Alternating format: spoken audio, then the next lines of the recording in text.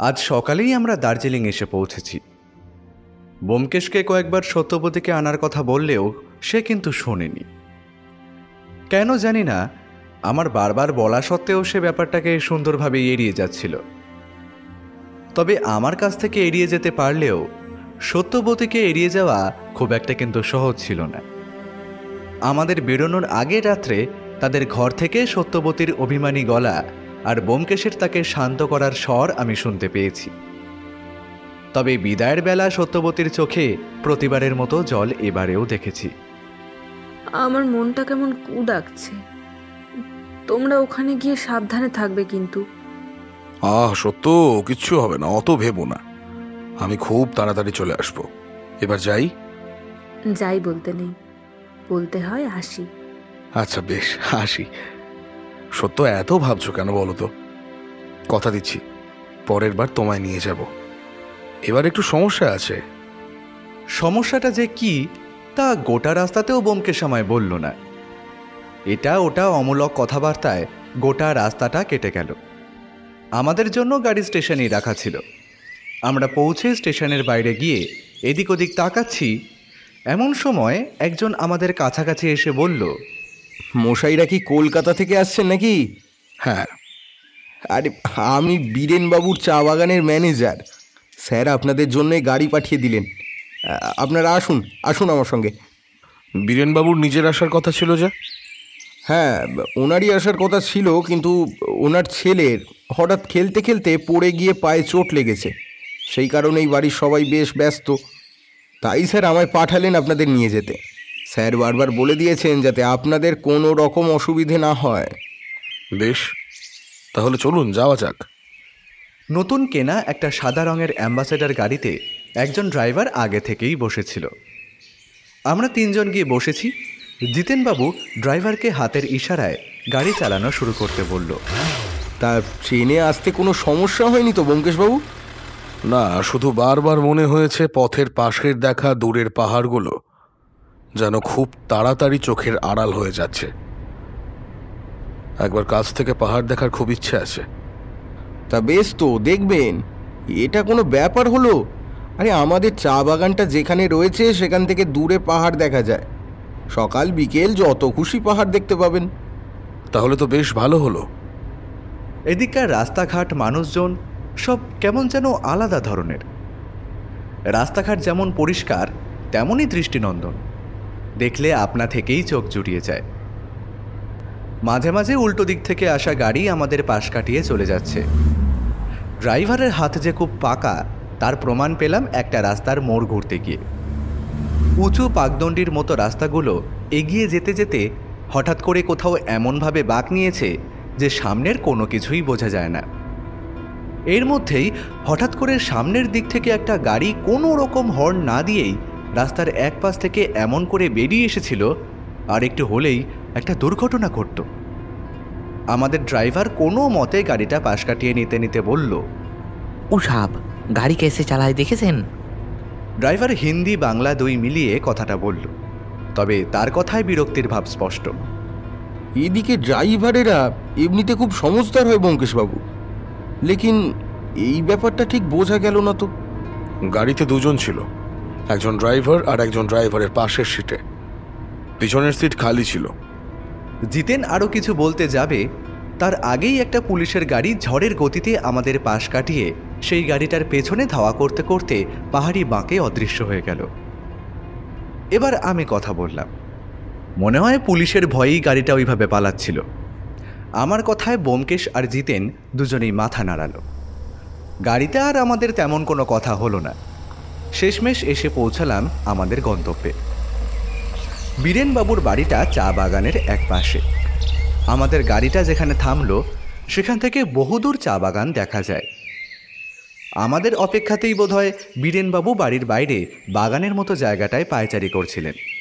আমাদের দেখে বললেন, আরে আসুন আসুন, আসতে কোনো অসুবিধা হয়নি তো ব্যোমকেশবাবু? বলেই আমাদের দুজনের দিকে তাকাতে লাগলেন। বোধহয় আসলে কে ব্যোমকেশ সেটা তিনি ধরতে পারছেন না। আমি ব্যোমকেশ, আসতে কোনো অসুবিধা হয়নি। আপনার ছেলে এখন কেমন আছে? আর বলবেন না, ছেলেটা বড়ই দুষ্টু হয়েছে। গরম জল পায়ে ফেলে একাকার কাণ্ড। এখন একটু মলম লাগিয়ে আর ওষুধ দিয়ে ঘুম পাড়ানো হয়েছে। আসুন আসুন, আপনারা বাড়ির ভেতরে আসুন। জিতেন, তুমি গাড়ি রেখে বাগানে চলে যাও। জিতেন ড্রাইভারকে নিয়ে বাড়ির এক পাশে গাড়িটা রেখে বাগানের দিকে চলে গেল। আমরা বাড়ির ভেতরে ঢুকলাম। বাড়িটা একতলা, পুরোটাই কাঠ দিয়ে তৈরি। এত সুন্দর কাঠের একতলা বাড়ি আমি এর আগে কখনো দেখিনি। আমাদের জন্য একটা ঘর গোছানো ছিল, সেখানে আমাদের ব্যাগপত্র রেখে আমি বিছানায় লম্বা হলাম। ব্যোমকেশ জানালার কাছে গিয়ে দাঁড়ালো। সেখান থেকে চা বাগানটা বেশ ভালোই দেখা যায়। ব্যোমকেশ, তুমি কিন্তু এখনো পর্যন্ত আমায় কেসের ব্যাপারে কিছুই বললে না। কেসের ব্যাপারে বীরেনবাবু টেলিফোনে খুব বেশি আমায় জানাননি। যতটা জানিয়েছেন তা তোমায় কিছুটা বলেছি। কোনো একটা অতি প্রাচীন বেশ দামি অ্যান্টিক বৌদ্ধ মূর্তি এ বাড়িরই কোথাও লুকোনো রয়েছে। সেটা খুঁজে বার করাই হবে আমাদের কাজ। বুদ্ধদেবের মূর্তি কি? তা নয়, বজ্রযানের নাম শুনেছ তো? ব্যোমকেশের প্রশ্নে যেন একটু থতমত খেয়ে গেলাম। বললাম, হ্যাঁ শুনেছি, মানে ওই আর কি, ইতিহাস বইয়ে পড়েছিলাম। মহাযান, হীনযান আর বজ্রযান বৌদ্ধ ধর্মের এক একটা শাখা প্রশাখা, এর বেশি কিছু মনে নেই। ব্যোমকেশ আমার কথা শুনে মৃদু হাসল, বলল, ঠিকই বলেছ। গৌতম বুদ্ধের মৃত্যুর পর সময়ের সঙ্গে সঙ্গে বৌদ্ধ ধর্মে অনেকগুলো শাখা প্রশাখার উৎপত্তি হয়। বজ্রযান তেমনই একটা শাখা, কিন্তু এই শাখার বিশেষত্ব হল এই শাখায় তিব্বতী তন্ত্র ও সেখানকার দেবদেবতার প্রভাব। এই বজ্রযান বৌদ্ধ সম্প্রদায়ের লোকজন ভয়ঙ্কর সমস্ত দেবদেবীর উপাসনা করত। সেই রকম কোনো একটা মূর্তির কথাই বীরেনবাবু বলেছেন। তোমায় কিছু না বলার কারণ, আমি ব্যাপারটা পুরোপুরি জানি না। কোনো ব্যাপার পুরোপুরি না জেনে সেটা নিয়ে কোনো কিছু বলা আমার অভ্যেস নয়, তা তুমি জানোই। ও আচ্ছা, এই ব্যাপার তাহলে। খুনটুন হয়নি বলছো? খুন হয়নি, তবে একটা চিঠি বীরেনবাবুর কাছে এসেছে। সেটা যদিও আমি এখনো দেখিনি। তুমি কি এই কারণেই সত্যবতীকে নিয়ে আসতে চাইলে না? যেখানে আমি জানি কেসটা আসলে কেমন, সেখানে বিপদের সম্ভাবনা অনুমান করা যায়। যেখানে আসল কেস সম্পর্কে আমাদের জানা নেই, সেখানে বিপদ সম্পর্কে কোনো অনুমান কাজে লাগে না। এই পেশায় আমি যতদিন থেকে রয়েছি তাতে বিপদ নিয়ে খেলার অভ্যাস আমার হয়েছে। আমার সাথে এতদিন থেকে তোমারও সেটা অভ্যাস হয়ে গেছে, তবে সত্যবতীকে এসবের মধ্যে আমি ফেলতে চাই না। ব্যোমকেশ কিছু বলার আগেই আমাদের দরজায় শব্দ হলো। ব্যোমকেশ দরজা খুলতেই দেখলাম একজন কাজের লোক গোছের ভদ্রলোক দাঁড়িয়ে রয়েছে। ব্যোমকেশকে দেখেই সে বলল, আপনাদের জন্য স্নানের জল তৈরি আছে স্যার, আপনারা এক এক করে স্নান করে নিন, তারপর খাবার টেবিলে খাবার দেওয়া হবে।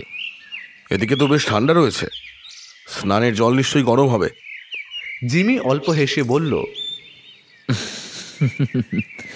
গরম জল ছাড়া স্নান করতে পারবেন না স্যার, এদিকটা পাহাড়ের অনেক উপরের দিকে বলে ঠান্ডাটাও বেশি।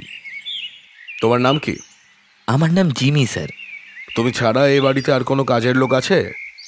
আমি বাড়িতে রান্নার কাজের জন্য আছি স্যার।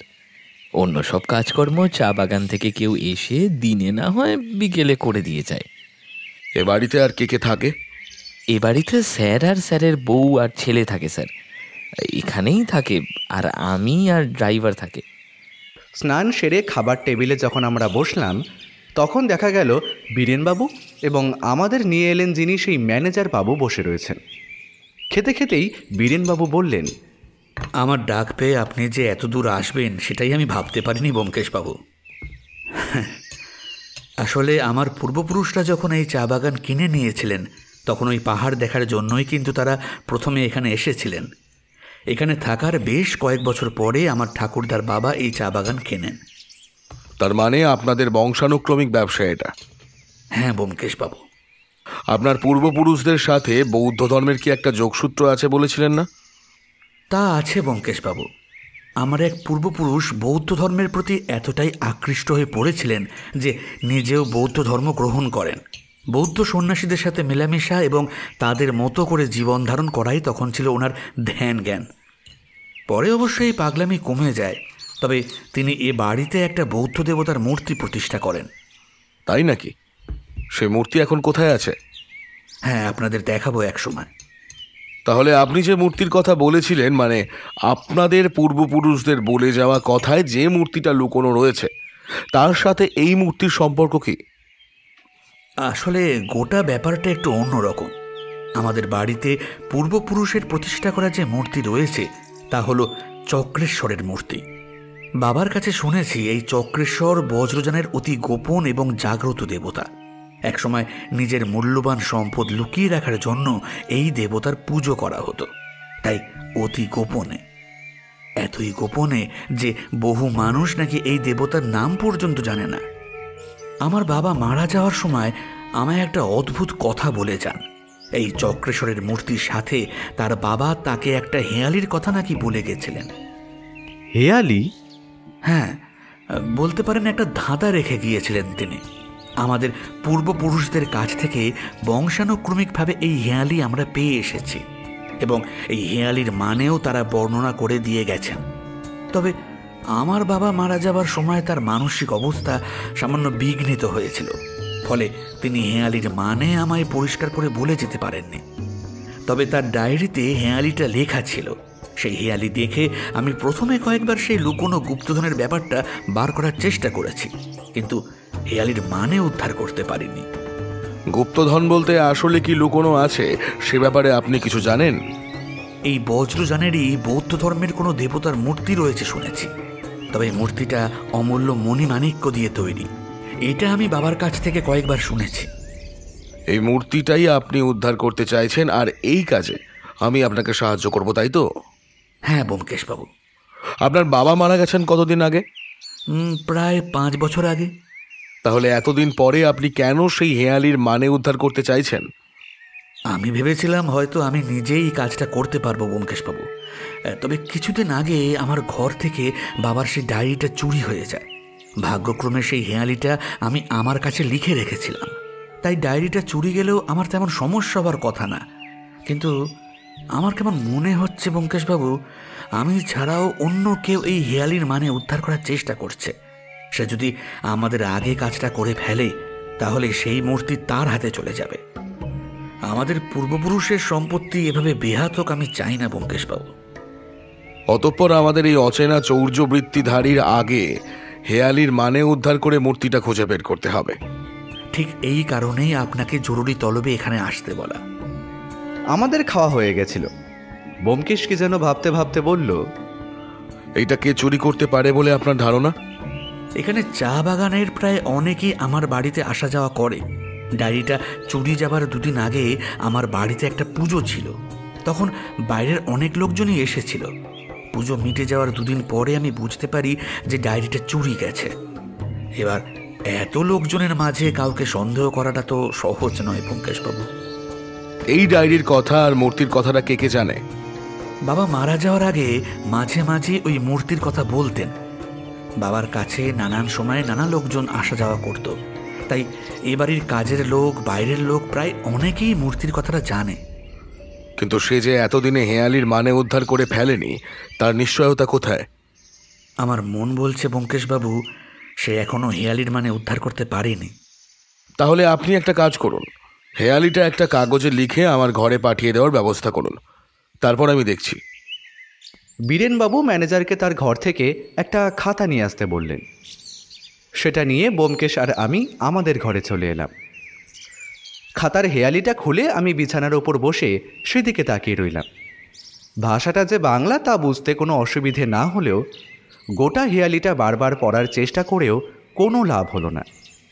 হেঁয়ালিটা অনেকটা এই রকম: বক্ষ হলো রক্ষকারা, যক্ষ হলো চক্র, ঈশান দিশান রইল নিশান, পাষাণ দৃষ্টি বক্র, অসি রাশি সিংহ দুয়ার, কুঞ্চিকা পাত্র মাত্র, মহাশূন্য রক্ষা করেন চক্রেশ্বর দিবারাত্র, যে বা জানে মানে ইহার, সপ্তরত্ন তার, মহাশূন্য পূর্ণ জ্ঞানে গুণী বোঝেন সার। হেঁয়ালিটা কয়েকবার দেখে মনে হলো এর কোনো মানে হতেই পারে না। ব্যোমকেশ দেখলাম তার ব্যাগ খুলে একটা ডায়েরি বার করে সেই ডায়েরিতে এটা দেখে দেখে লিখে রাখল। তারপর আমায় বলল, অজিত, এই খাতাটা বীরেনবাবুকে ফেরত দিয়ে এসো। আমি ব্যোমকেশের কথায় খাতাটা নিয়ে বীরেনবাবুর ঘরে গেলাম। বীরেনবাবুর ছেলে বিছানার উপরে শুয়েছিল, বোধহয় ঘুমোচ্ছে।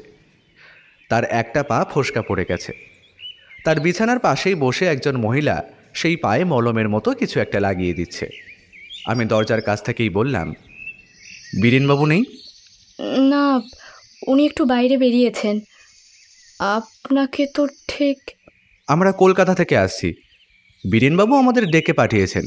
ওনার পরিবারের সেই... ও আচ্ছা, আপনি সেই গোয়েন্দা ব্যোমকেশ বক্সী? না, আমি ব্যোমকেশ নই, আমি ওর বন্ধু অজিত। আমি খাতাটা জয়িতা দেবীর পাশে বিছানার উপর রেখে বললাম, এখন কেমন আছে? জয়িতা দেবী ম্লান হাসলেন, তারপর বললেন, গরম জল পায়ের উপর পড়ে ফোসকা পড়ে গেছে।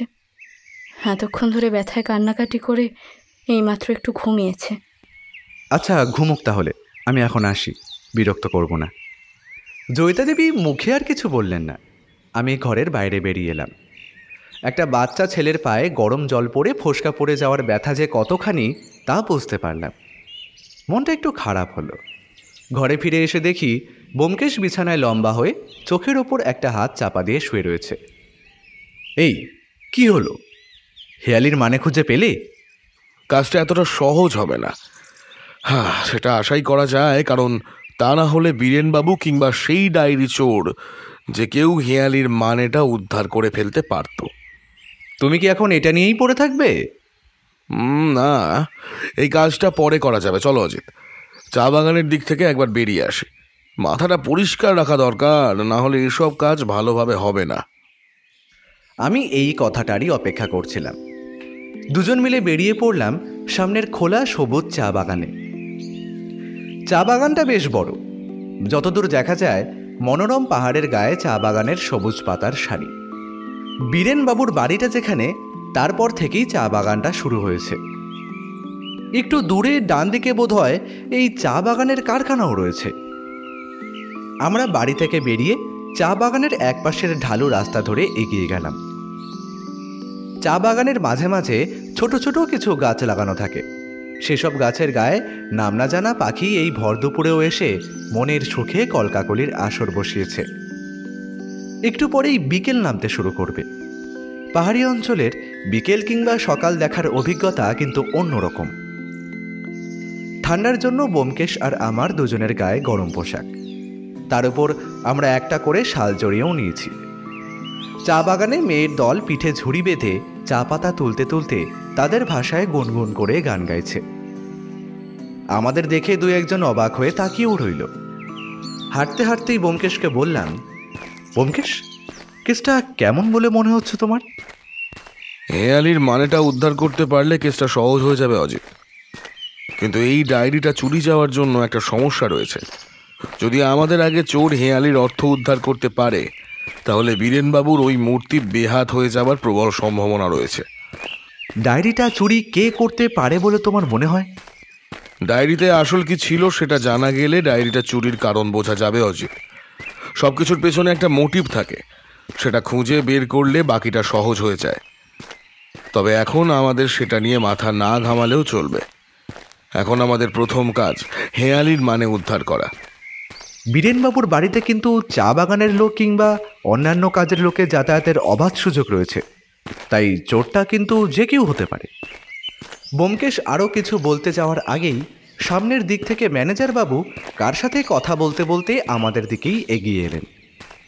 আমাদের দেখতে পেয়ে সেই পাশের লোকটিকে কাগজপত্রে কিছু বুঝিয়ে দিয়ে তাকে কারখানার দিকে পাঠিয়ে দিলেন।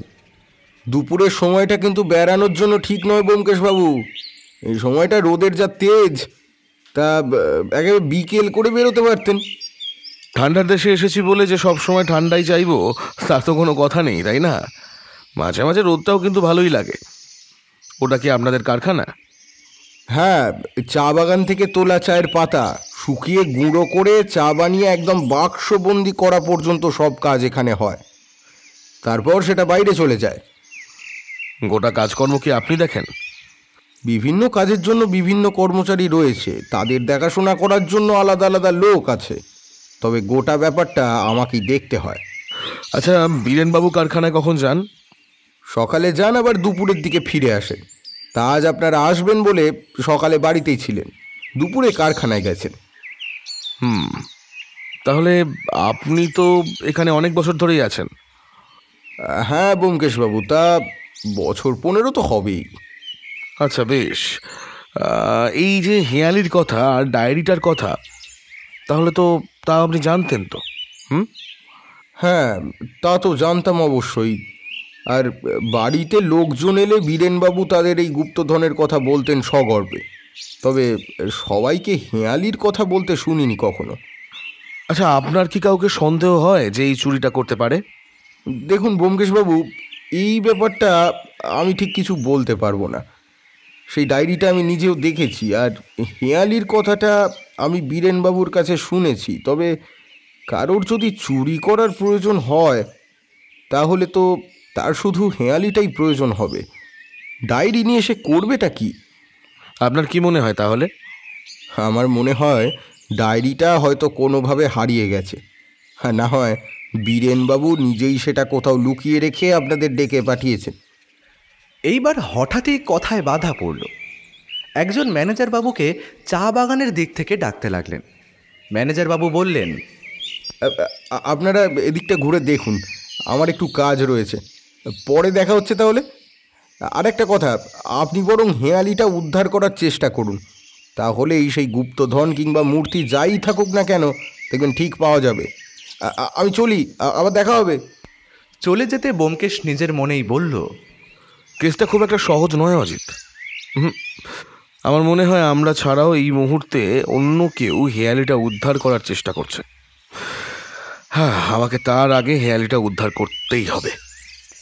এরপর আমরা চা বাগানের অনেকটা জায়গা ঘুরে বেড়ালাম। দূরে পাহাড় মাথা তুলে দাঁড়িয়েছে, সেদিকে বেশ কিছুক্ষণ তাকিয়ে রইল ব্যোমকেশ। আমারও মনটা বেশ হালকা হয়ে এলো।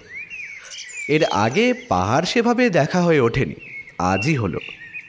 সমতল ভূমি উঁচু হতে হতে রুক্ষ পাথরের পাহাড়ের জন্ম দিয়ে যেন পৃথিবীকে হঠাৎ করে একটা উঁচু স্তম্ভ উপহার দিয়েছে। বেশ বিকেল করেই আমরা নিজেদের ঘরে ফিরলাম। ততক্ষণে বীরেনবাবুকেও কারখানার দিক থেকে জিপ গাড়িতে করে বাড়ির দিকে আসতে দেখা গেল। এখন কেমন আছো? ভালো। গরম জল নিয়ে এভাবে খেলতে নেই। বীরেনবাবুর ছেলে বিভু ব্যোমকেশের দিকে তাকিয়ে রইল, তারপর মায়ের কোলে মুখ গুজল। আমরা বসে আছি বীরেনবাবুর ঘরে। তিনি কারখানা থেকে একটু আগেই ফিরে এসেছেন।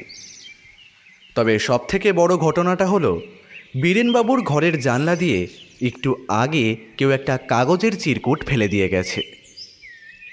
ঘটনাটা যখন ঘটেছে তখন ঘরে বীরেনবাবুর স্ত্রী জয়িতা দেবী তার ছেলের পাশে শুয়ে ঘুমোচ্ছিলেন। খোলা জানলা দিয়ে কেউ কাগজটা ঘরের মধ্যে ফেলে দিয়ে চলে গেছে। আমরা আসার আগেই বীরেনবাবু ফিরে এসেছিলেন। আমরা ঘরে ঢুকতেই জিমি এসে বলল বীরেনবাবু আমাদের ডেকেছেন। এটা আবার কি শুরু হলো ব্যোমকেশবাবু? ব্যোমকেশ চিরকুটটা হাতে নিয়ে দেখে আমার দিকে এগিয়ে দিল। আমি দেখলাম তাতে লেখা কয়েকটা শব্দ। হেরুক খোঁজার জন্য গোয়েন্দা আনিয়েছ, যার জিনিস তার কাছে থাকাই ভালো নয় কি? বেশি বাড়াবাড়ি করলে ফল হিতে বিপরীত হবে কিন্তু। হেরুক? চিঠিটা পড়ে ব্যোমকেশ ভ্রু কুঁচকাল। এবার তো মনে হচ্ছে কেউ সত্যি গুপ্তধনের পেছনে রয়েছে, কারণ গোয়েন্দা আসার ব্যাপারটা তাদের নজরেও পড়েছে। তাই তো আপনাকে বলছি ব্যোমকেশবাবু, যত তাড়াতাড়ি সম্ভব হেঁয়ালির মানে উদ্ধার করুন, না হলে যদি অন্য কেউ সেটা উদ্ধার করে ফেলে। হেঁয়ালিটা বাংলায় লেখা হলেও কেমন যেন অগোছালো। আপনি কি নিশ্চিত আপনার বাবা এই হেঁয়ালিটাই দিয়ে গিয়েছিলেন? হেঁয়ালিটা আমাদের বংশানুক্রমিকভাবে চলে আসছে ব্যোমকেশবাবু। এই হেঁয়ালিতে ভুল নেই কোনো, একমাত্র যদি না যে হেঁয়ালিটা লিখেছিল সে ভুল লিখে থাকে।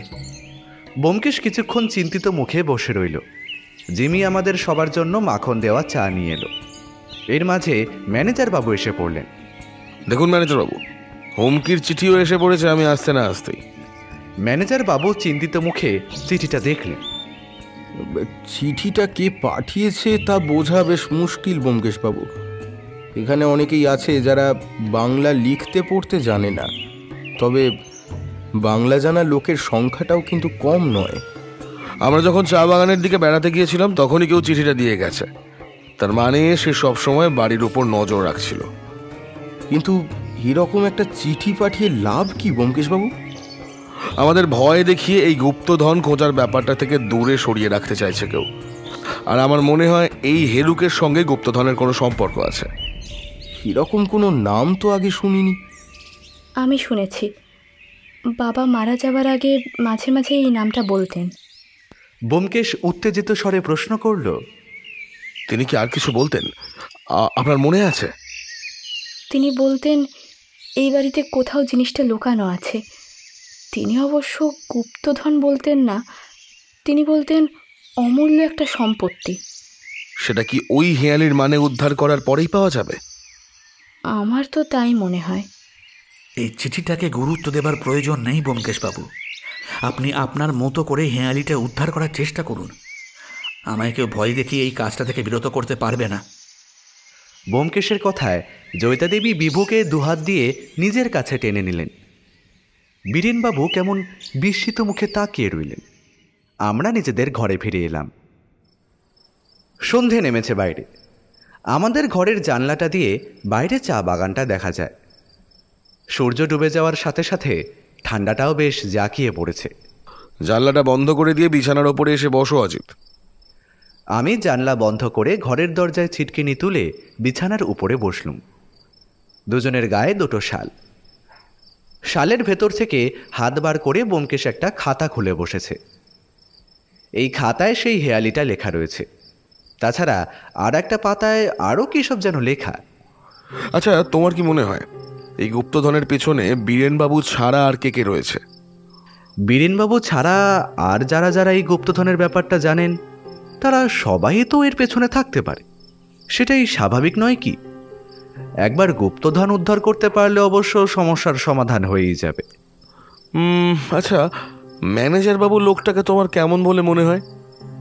অনেক বছর ধরেই তো কাজ করছেন, বেশ বিশ্বাসী বলেই তো মনে হলো। আর তার যদি গুপ্তধনের উদ্ধার করার হতো তার কাছে তো সুযোগ ছিলই।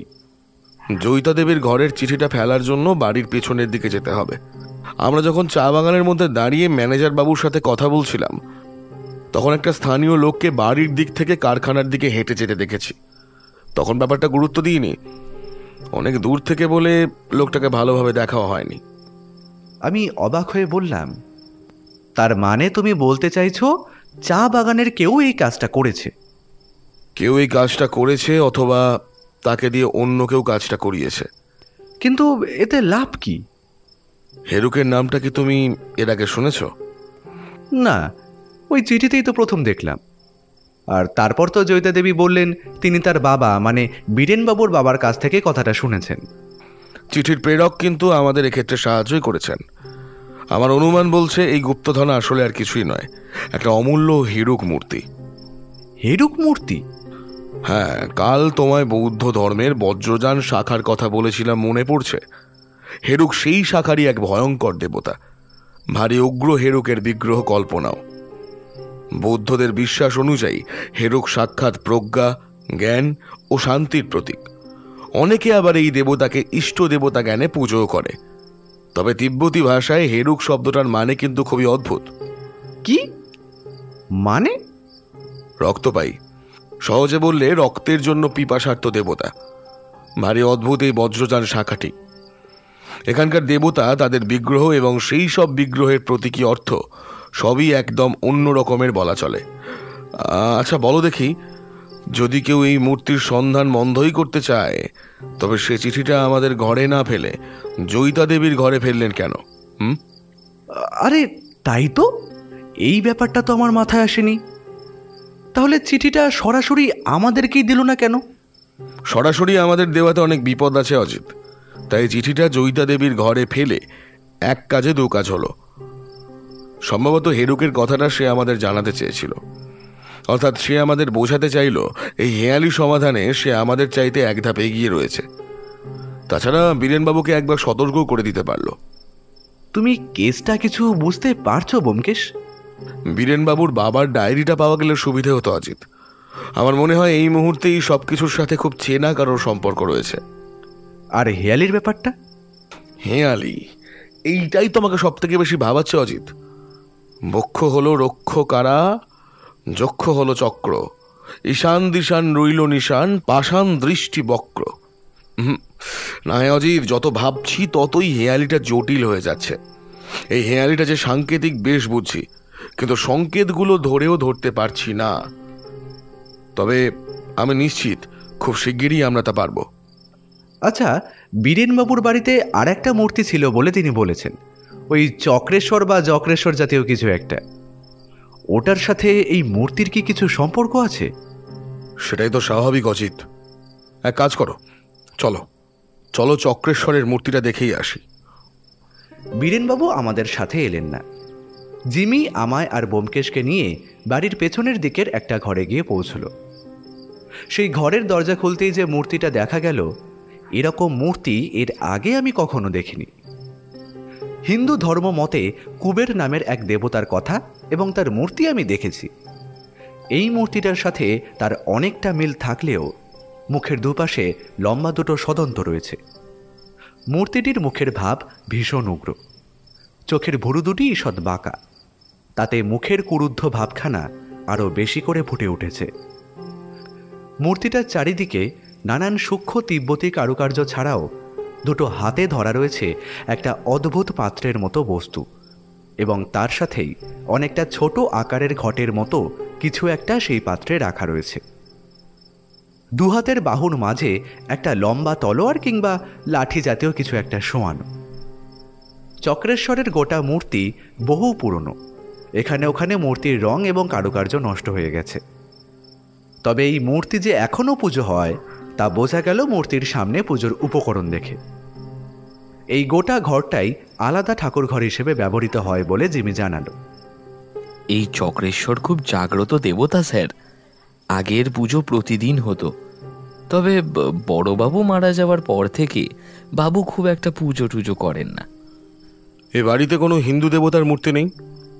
না স্যার, আমি যতটা জানি বাবুরা সবাই বৌদ্ধ, আর এই একটাই মূর্তি এ বাড়িতে আছে। যদিও দিদিমণির ঘরে কিছু হিন্দু দেবদেবীর ছবি রয়েছে। জিমির কথা সত্যি, আমরা দেখেছি জয়িতা দেবীর ঘরে দুর্গা এবং শিবের ছবি রয়েছে। ব্যোমকেশ মূর্তিটার দিকে তাকিয়েই রইল। মনে মনে দেখলাম ও বিড়বিড় করে বলছে, অসি রশি সিংহ দুয়ার, কুঞ্চিকা পাত্র মাত্র, মহাশূন্য রক্ষা করেন চক্রেশ্বর দিবারাত্র। অসি রশি সিংহ দুয়ার, আশ্চর্য। মূর্তিটা লম্বায় বেশ বড়। মূর্তিটা যেখানে রাখা রয়েছে তার নিচে একটা কালো পাথরের বেদি মতো জায়গা। গোটা ঘরে আর তেমন কিছু নেই, যদিও ঘরের একদিকে একটা জানলা আছে, পেছনের দিকে সেই জানলা দিয়ে সামান্য চাঁদের আলো এসে পড়েছে মূর্তিটার ঠিক বুকের উপরে। তাছাড়া ঘরে ইলেকট্রিক আলো তো রয়েছেই। মূর্তিটা দেখতে দেখতে একসময় ব্যোমকেশ প্রশ্ন করল, তোমাদের এই চক্রেশ্বর দেখছি খুবই ভয়াল প্রকৃতির। হেয়ালির কথা অনুযায়ী সেই এই গুপ্তধনের রক্ষাকর্তা। তুমি এই গুপ্তধনের কথা জানতে? জিমি মাথা নাড়াল। ব্যোমকেশকে দেখলাম মূর্তিটার সামনে পেছনে চারিদিকে ঘুরে ঘুরে দেখতে লাগলো এবং দুবার হাত দিয়ে মূর্তিটার গায়ে কি যেন পরীক্ষা করল।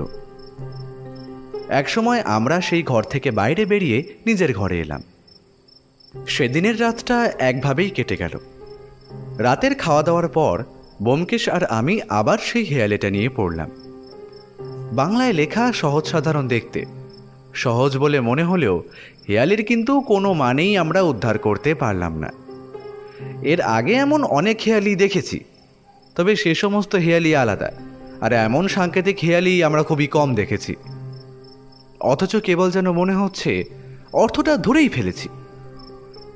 প্রায় অনেক রাত পর্যন্ত ব্যোমকেশ আর আমি হেয়ালির অর্থ আবিষ্কারের চেষ্টা করার পর শেষমেশ হাল ছেড়ে দিয়ে ঘুমোতে গেলাম। সকালে খাবার খেতে বসে ব্যোমকেশ বীরেনবাবুকে বলল, বীরেনবাবু, আমি হেয়ালিটা প্রায় উদ্ধার করে ফেলেছি। বীরেনবাবুর সাথে ম্যানেজার বাবু, জয়িতা দেবী এবং আমিও অবাক হয়ে ব্যোমকেশের দিকে তাকালাম। সামান্য কিছুটা বাকি রয়েছে, তবে তার জন্য আমায় কিছু বইপত্র পড়তে হবে। এ বাড়িতে কি বৌদ্ধ ধর্ম সম্পর্কিত কোনো বইপত্র রয়েছে? হ্যাঁ, ওপরে বাবার ঘরে অনেক বইপত্র রয়েছে। আমার মনে হয় বৌদ্ধ ধর্ম নিয়েও কিছু বইপত্র ওখানে পেয়ে যাবেন। আপনি সেসব পড়েন না? না, সত্যি বলতে কি এসব নিয়ে আমি খুব একটা আগ্রহ পাই না। নেহাত বাবার ডায়েরিটা চুরি হয়ে যাবার পরে গুপ্তধনের ব্যাপারটা ভাবতে শুরু করেছিলাম, না হলে অনেক দিন আগে থেকেই গুপ্তধনের গল্পটা আমাদের পরিবারে চালু থাকলেও কখনোই সেটা খোঁজার চেষ্টা আমি করিনি। আচ্ছা বেশ, তাহলে ওই ঘরের দরজা আপনি জিমিকে খুলে দিতে বলুন। আমি আজ দুপুরেই ওই ঘরে যাব। বীরেনবাবু আর ম্যানেজার তাদের খাওয়া সেরে কারখানার দিকে চলে গেলেন। আমি আর ব্যোমকেশ আবার বেরিয়ে পড়লাম পাহাড় দেখতে। চা বাগানে ঘোরার ফাঁকে ফাঁকে আমি যখন পাহাড় দেখায় মগ্ন, তখন স্পষ্ট বুঝতে পারলাম ব্যোমকেশ চা বাগানের প্রতিটি মানুষকে খুঁটিয়ে খুঁটিয়ে লক্ষ্য করার চেষ্টা করছে। একসময় আমরা হাঁটতে হাঁটতে পৌঁছে গেলাম সেই কারখানার কাছে। খুব বেশি বড় নয়, ভেতরে কাজকর্ম চলছে। আমরা বাইরে চারপাশে ঘুরে ঘুরে সেই কারখানাটা দেখে একসময় বাড়ি ফেরার পথ ধরলাম। আমার মনে একটাই প্রশ্ন বারবার ঘুরে ফিরে আসতে লাগলো, ব্যোমকেশ হেয়ালির অর্থ কখন বার করলো? একসময় থাকতে না পেরে ব্যোমকেশকে প্রশ্নটা করেই বসলাম। আরে ওটা তো, সাবধান অজিত বলেই আমায় একটা ধাক্কা মেরে রাস্তার একপাশে ফেলে দিয়ে নিজেও অন্যদিকে লাফিয়ে পড়ল। আর সাথে সাথেই একটা ছোট্ট কি যেন আমাদের উল্টো দিকে গাছটার গায়ে গিয়ে বিঁধল। ব্যোমকেশ তাড়াতাড়ি এদিকে ওদিকে তাকাতেও কাউকেই দেখতে পেল না। আমরা গাছটার দিকে এগিয়ে গিয়ে দেখলাম একটা ছোট্ট তীরের মতো ধারালো বস্তু গাছটার গায়ে বেঁধে রয়েছে। ব্যোমকেশ সাবধানে সেটা গাছের গা থেকে খুলে নিয়ে দেখতে দেখতে বলল, বিষ মাখানো তীর অজিত। দেখো দেখো, ছোট্ট তীরের মাথাটা কেমন নীলচে হয়ে আছে। খুব সম্ভবত স্থানীয় কোনো ফুলের বিষ। সর্বনাশ! তাহলে আমাদের ওপর কেউ আক্রমণ করতে চাইছে? করবে নাই বা কেন? আমরা যে হেয়ালের মানে উদ্ধার করে খুব শীঘ্রই গুপ্তধন বার করে ফেলতে পারি, এই ভয়টা যে দেখানো হয়ে গেছে। মানে? আর একটু অপেক্ষা করতে হবে অজিত। ব্যোমকেশের মুখের শিরায় একটা হাসির ভাব ফুটে উঠল। ব্যোমকেশ যখন কোনো ব্যাপারে তার অনুমান প্রায় নিশ্চিত বলে ধরে ফেলতে পারে, তখন তার মুখে এই হাসিটা আমি দেখতে পাই। কিন্তু ব্যোমকেশ নিজেই বলেছে সে হেয়ালির অর্থ উদ্ধার করতে এখনো পারেনি। তাহলে তার কোন অনুমান এতটা নিশ্চিত হয়ে উঠল? গোটা দুপুরটা আমি নিজের ঘরেই রইলাম। ব্যোমকেশ বীরেনবাবুর বাবার সেই লাইব্রেরি ঘরে বৌদ্ধ ধর্মের বইপত্র নিয়ে পড়াশোনা করতে লাগলো। অনেক পরে সে আমার ঘরে এসে বলল, অজিত, বৌদ্ধ ধর্ম নিয়ে একা আমি যে বীরেনবাবুর বাবার বইপত্র ঘেটেছি তা নয়, আমার আগেও আরও কেউ ঘেটেছে। তবে তিনি বীরেনবাবুর বাবাও হতে পারেন, অথবা আমাদের সেই অদৃশ্য প্রতিদ্বন্দ্বী যে চাইছে না আমি তার আগে হেয়ালির অর্থ উদ্ধার করে ফেলি। কিন্তু হেয়ালির মানে কি তুমি উদ্ধার করতে পেরেছ? হেয়ালির মানে উদ্ধার করার পরেও খুব সহজে তুমি সেই মূর্তি খুঁজে পাবে না, কারণ সেই মূর্তির রক্ষা করছে স্বয়ং বৌদ্ধ দেবতা চক্রেশ্বর। তার মানে তুমি নিজে হেয়ালির অর্থটা উদ্ধার করতে পেরেছ, অথচ আমায় বলনি, তাই তো?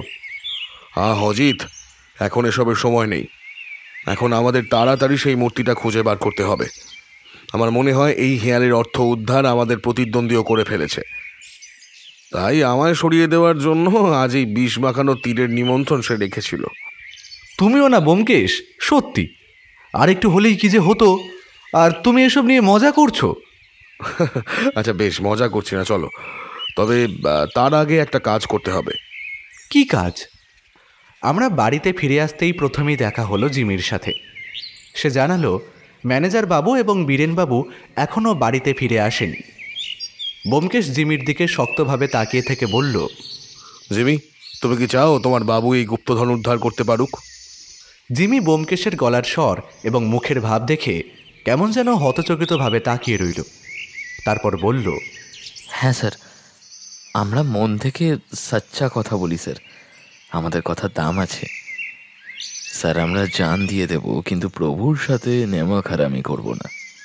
নেমখারামি তোমায় করতে হবে না, শুধু একটা ঘর খুলে দিতে হবে, আর সেই ঘরের বাইরে দাঁড়িয়ে তোমায় পাহারা দিতে হবে যাতে অন্য কেউ না আসে। কিন্তু স্যার, বাবুকে না জানিয়ে? বাবুকে জানাতে গেলে অনেক দেরি হয়ে যাবে জিমি, আর পুরোটাই তোমার বাবুর ভালোর জন্যই।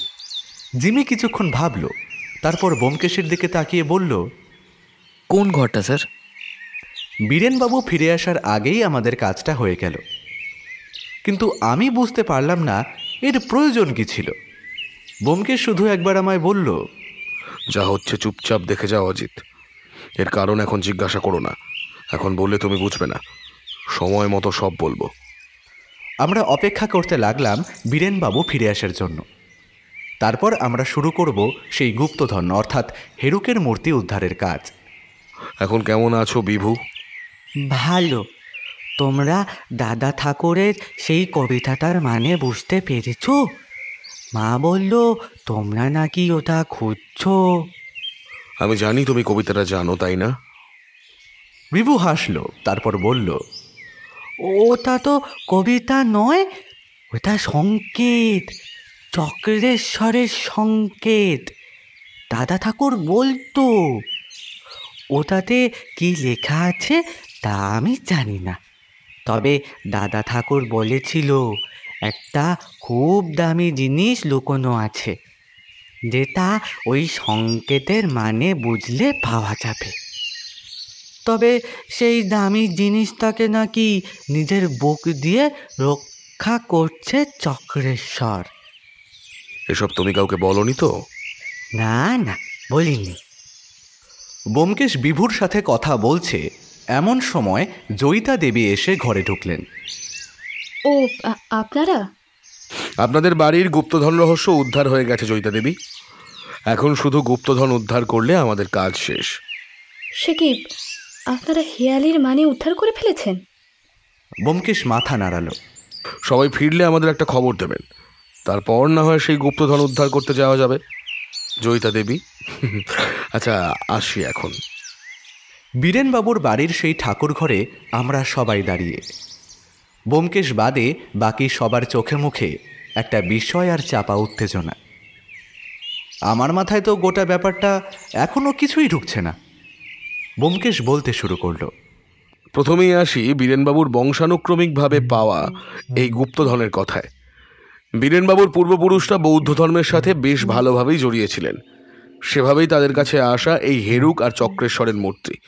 বৌদ্ধ ধর্মের যে সমস্ত গ্রন্থে হেরুক আর চক্রেশ্বরের মূর্তির কথা আছে, তার বেশিরভাগ জায়গাতেই এই দুই মূর্তির কথা একসাথেই আছে। সব জায়গার বর্ণনা অনুযায়ী চক্রেশ্বর হেরুককে রক্ষা করে আসছে সেই প্রথম থেকেই।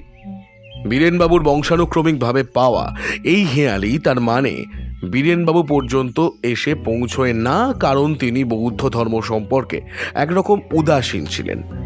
ঠিক এই কারণেই হয়তো তার বাবা তাকে হেয়ালির মানেটা বলে যাননি। তিনি হয়তো চেয়েছিলেন বীরেনবাবু হেয়ালির মানে জানতে গিয়ে বৌদ্ধ ধর্ম সম্পর্কে আকৃষ্ট হয়ে পড়ুক। এই হেয়ালির মানে বোঝার ক্ষেত্রে যেটা অবশ্য অত্যন্ত গুরুত্বপূর্ণ একটা বিষয়। অন্যদিকে এই হেয়ালির কথা বীরেনবাবু ছাড়া আরও অনেকেই জানতেন। বীরেনবাবুর বাবার সেই ডায়েরিটা তার বাড়িতে পুজোর সময় চুরি হয়ে যায় বলে তিনি ভেবেছিলেন, কিন্তু আসলে ডায়েরিটা চুরি হয়েছিল তার আগেই। এরপরেই বীরেনবাবুর মনে হয় সেই গুপ্তধনের ব্যাপারটা হয়তো গুজব নয়। ডায়েরিটা না হারালে তিনি হয়তো এই ব্যাপারে তেমন কিছুই ভাবতেন না, কিন্তু ডায়েরি হারিয়ে যেতেই তার মনে হয় ব্যাপারটা দেখা দরকার। আমি এখানে আসার পরেই হেয়ালিটা আমার হাতে আসে। হেয়ালিটা ছিল শুনতে সহজ, কিন্তু সমস্যা ছিল হেয়ালির ভাষাটা।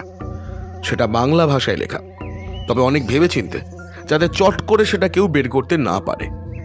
আমার মনে হয় ডায়েরিটা যে চুরি করেছিল সে নিজে হেয়ালির অর্থটা বার করতে পারেনি।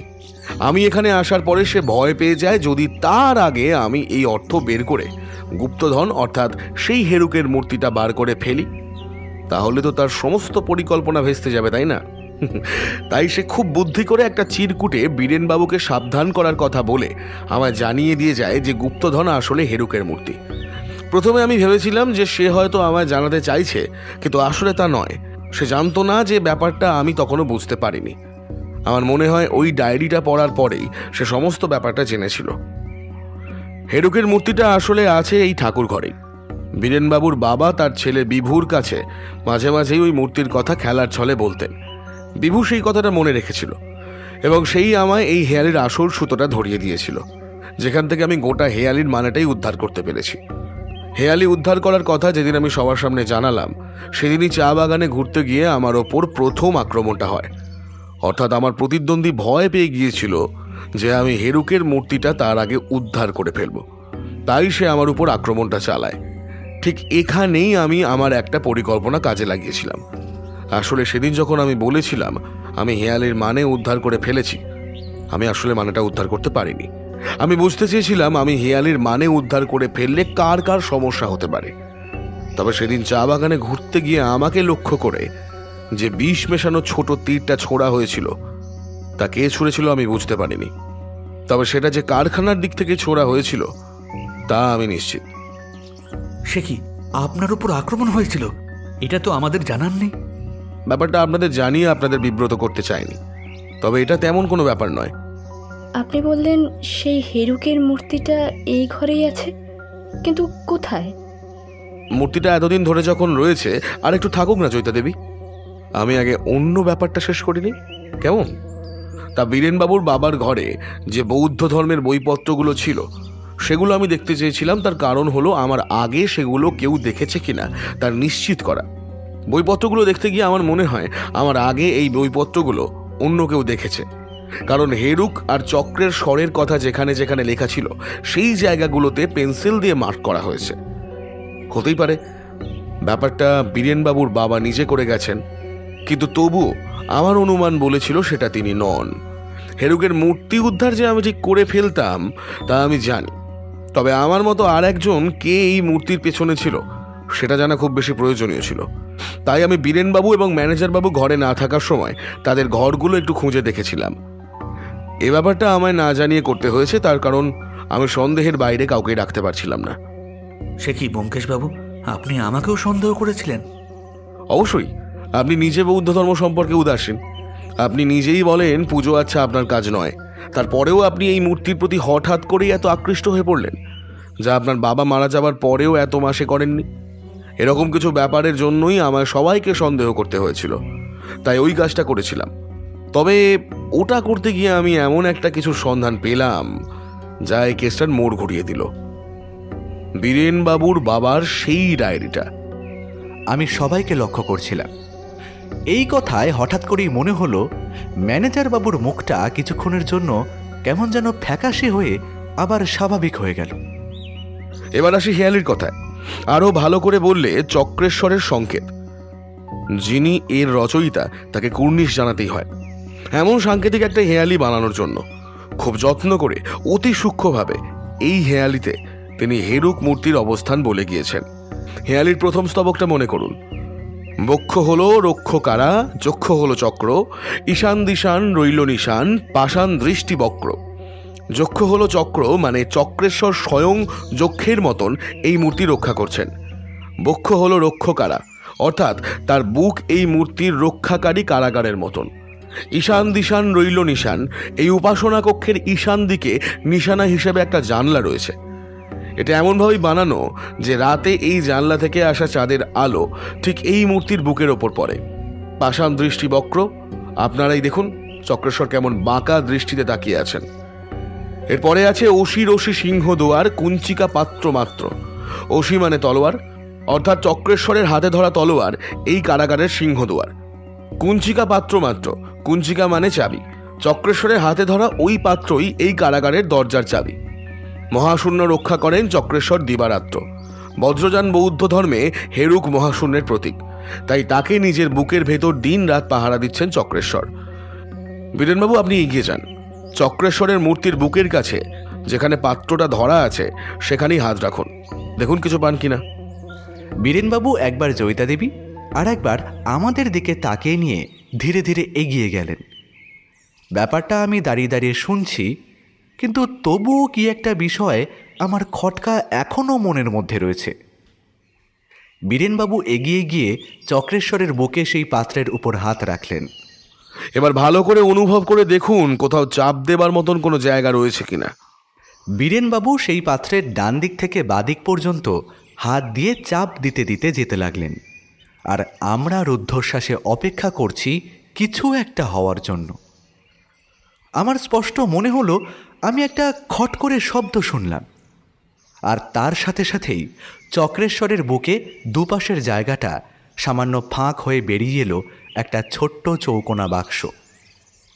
বীরেনবাবু সেটা হাত দিয়ে বের করতে যাবেন, এমন সময় আমাদের পিছনের দিক থেকে একটা শক্ত গলা ভেসে এলো। ওটা ওখানেই রেখে দিন স্যার। আমরা ঘুরে দাঁড়িয়ে দেখলাম জিতেনের হাতে খোলা পিস্তল। সেটা জয়িতা দেবীর মাথায় তাক করে রেখে দিয়েছে। তুমি শেষমেশ জিতেন? তুমি? হ্যাঁ, আমি। আপনার বাবার ডায়েরিটা আপনি মনে হয় খুব ভালোভাবে পড়েননি, তাহলে জানতে পারতেন এই হীরকের মূর্তিটা একা আপনাদের সম্পত্তি নয়, আপনার ঠাকুরদাও ওই মূর্তির সমান অধিকারী। এই মূর্তিটার জন্যে আমি আজ এত বছর ধরে এখানে রয়েছি। ব্যোমকেশবাবু না এলে হয়তো আমি হেয়ালির অর্থটা একদিন ঠিক উদ্ধার করে এই মূর্তি নিয়ে এখান থেকে চলে যেতাম। এত সহজ নয় জিতেনবাবু, আপনি এই মূর্তি নিয়ে এখান থেকে যেতে পারবেন না। কে আটকাবে আমায়? কে? আপনি? আমার লোক গাড়ি নিয়ে বাইরে অপেক্ষা করছে। আমি মূর্তিটা নিয়ে বাইরে বেরিয়ে আপনাদের সবাইকে এখানে বন্দি করে রেখে পালাবো? যে জিনিস এতদিন ধরে হন্যে হয়ে খুঁজছি, যে জিনিস আমার, তা শেষমেশ পাবো এইবার। আচ্ছা, একবার আপনার লোকেদের ডেকে দেখুন তো। জিতেনের হাতে পিস্তল দেখে সবাই ভয় পেলেও ব্যোমকেশ কিন্তু নির্বিকার, বরং তার মুখে একটা হাসি ফুটে উঠেছে।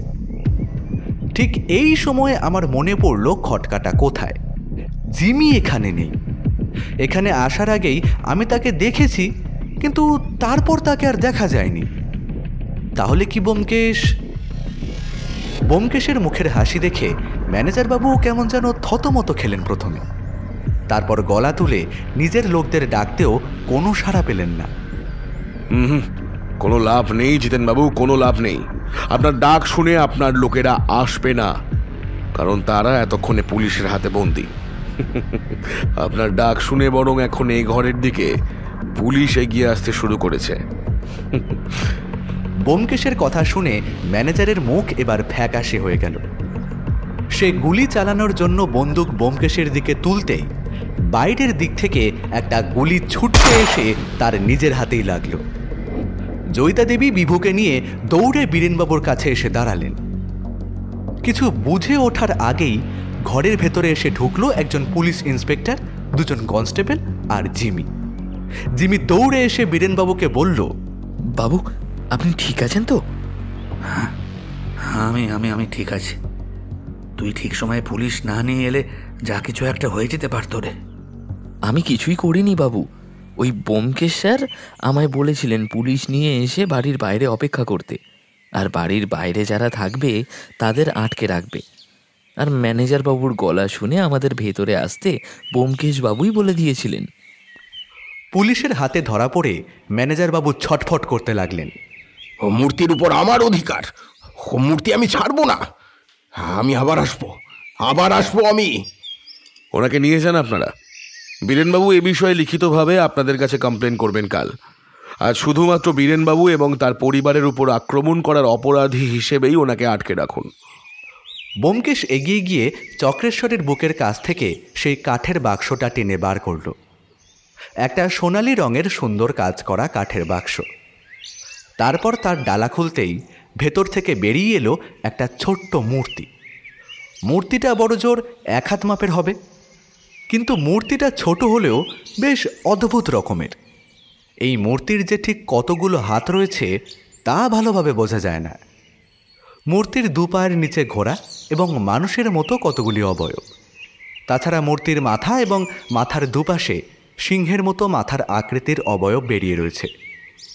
আর সবথেকে আশ্চর্যের বিষয় হলো মূর্তিটার সামনের দিকে কোনো এক নারী মূর্তিটাকে জড়িয়ে ধরে রয়েছে। এরকম অদ্ভুত আর আশ্চর্যজনক মূর্তি আমি এর আগে কখনো দেখিনি। ব্যোমকেশ মূর্তিটা বীরেনবাবুর হাতে তুলে দিয়ে বলল, যেবা জানে মানে ইহার সপ্তরত্ন তার, মহাশূন্য পূর্ণ জ্ঞানে গুণী বোঝেন সার। এই মূর্তি যে সে মূর্তি নয় বীরেনবাবু, অতি দুর্মূল্য 7খানা রত্ন দিয়ে এই মূর্তি নির্মিত। আর এই যে হেরুক, ইনি হলেন শূন্যের প্রতীক, আর যাকে ইনি জড়িয়ে আছেন সেই দেবী জ্ঞানের প্রতীক। তাই মহাশূন্য পূর্ণ জ্ঞানে গুণী বোঝেন সার। আপনার পূর্বপুরুষ বোধহয় কেবল মূর্তিটাকেই গুপ্তধন বলতে চাননি, এই মূর্তির সঙ্গে জড়িয়ে থাকা ইতিহাস, বৌদ্ধ দর্শন ও ঐতিহ্যকে তিনি প্রকৃত সম্পদ বলে মনে করতেন। তিনি চাইতেন প্রতিটা বংশধর যেন শুধুমাত্র সম্পদের লোভে হলেও এই ইতিহাস, দর্শন ও ঐতিহ্যকে জানতে পারে। আর হ্যাঁ, ম্যানেজার বাবু যে মিথ্যা বলেনি তা আপনার বাবার ডায়েরি পড়লেই বুঝতে পারবেন। আপনার ঠাকুরদার সাথে সম্ভবত ম্যানেজার বাবুর ঠাকুরদা একসাথেই বৌদ্ধ ধর্মের উপাসনা করতেন, আর তারা একসাথে এই মূর্তি কোনো একটা তিব্বতী গুম্ফায় এক মৃত্যু পথযাত্রী লামার কাছ থেকে পেয়েছিলেন। পরে আপনার ঠাকুরদাকে এই অমূল্য রত্নখচিত মূর্তিটি তিনি দান করেন এবং তিনি নিজেই সন্ন্যাস গ্রহণ করেন। সেই মূর্তির খোঁজ পেয়েই হয়তো ম্যানেজার বাবু এখানে এসেছিলেন। ম্যানেজার বাবুর ঘর খোঁজার সময় তার ঘর থেকেই ওই গাড়িটা আমি পেয়েছি। তবে ডায়েরিটা তার ঘরের ঘড়ির পেছনের দেওয়ালের সাথে সুতো দিয়ে বাঁধা ছিল, যাতে সহজে কেউ খুঁজে না পায়। আর ওটা পরেই বাকি সমস্তটা সম্পর্কে আমার ধারণা আরও পরিষ্কার হয়। আমরা সবাই বাড়ির বাইরে বেরিয়ে এলাম। বীরেনবাবুর ঘরে বিভুর সামনে বসে ব্যোমকেশ বলল, তাহলে বিভু, তোমার সেই গুপ্তধন আমি উদ্ধার করে দিলাম তো? বিভু কিছু বলল না, শুধু মাথা নাড়ালো। তার মুখে হাসি। তোমার পায়ের ব্যথা এখন কেমন আছে? কমে গেছে। আচ্ছা বেশ, আর দুষ্টুমি করবে না তো? বিভু মাথা নাড়িয়ে না বলল। আমাদের কাজ আপাতত এখানে শেষ হয়ে গেছিল। পরের দিন সকালে বসে ব্যোমকেশ বীরেনবাবুকে বৌদ্ধ ধর্মের ব্যাপারে, এই হেরুক আর চক্রেশ্বরের ব্যাপারে বেশ অনেক ইতিহাস শোনাচ্ছিল। এই কেসের সূত্রে বৌদ্ধ ধর্ম নিয়ে ব্যোমকেশের যে ভালোই জ্ঞানার্জন হয়েছে তা বেশ বুঝতে পারলাম। এরপর এলো বিদায় নেওয়ার পালা। আমাদের জন্য বাইরে গাড়ি অপেক্ষা করছিল। সবাইকে বিদায় জানিয়ে সেই গাড়িতে গিয়ে উঠলাম। গাড়ি ছাড়তেই দেখলাম বাড়ির বাইরে থেকে বীরেনবাবু, জিমি, জয়িতা দেবী এবং বিভু আমাদের উদ্দেশ্যে হাত নাড়াতে থাকে যতক্ষণ আমাদের দেখা যায়। আচ্ছা ব্যোমকেশ, ওই চিরকুটটা আর ওই বিষ মাখানো তীরটা কে ছুঁড়েছিল বলে তোমার মনে হয়? দুটো কাজ একজনের নয়। ম্যানেজার বাবুর সাথে যারা জেলে এই মুহূর্তে বন্দি আছেন তাদেরই কেউ হয়তো এই কাজটা করেছিল। ম্যানেজার বাবু ভয় দেখিয়ে এই কাজটা করিয়েছিলেন। তবে তুমি বলছো ম্যানেজার বাবুরও ওই মূর্তির ওপর অধিকার রয়েছে। তাহলে তো ম্যানেজারের সাথে যেটা হয়েছে সেটাও তো খুব একটা ভালো নয়, তাই না? ব্যোমকেশ আর কিছু বলল না। আমাদের গাড়ি স্টেশনের দিকে চলল।